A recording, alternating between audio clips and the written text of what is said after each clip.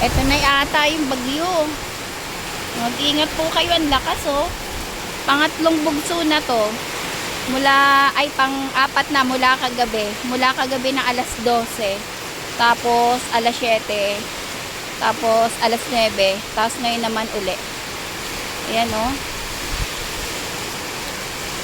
Kung wala naman kayong importanteng gagawin sa labas, manatili na lang tayo sa loob ng tahanan natin kasi ang lakas oh. Yung hangin niya talaga oh. 'Di ba? Naririnig niyo ba ang hagupit ng hangin? Sobrang lakas. So ganito po sa amin, sakto naglalaba ko.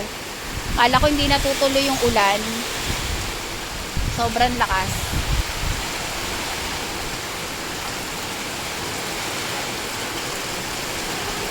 Pero dun banda lumiliwanag na siya eh. Pabugso-bugso yung ulan. Pero pagka umulan siya, sobrang lakas. Kaya, pero may mga bata pa rin naliligo sa ulan.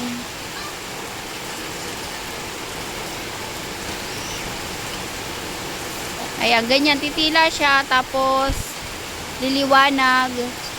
Tapos, yan, ganyan, bubugso ang ulan na malakas. Sana hindi ganun kalakas at sana umalis na siya sa bansa natin, doon na siya sa walang mapiperwish yung lugar o doon na lang siya sa walang mapiperwish, tama.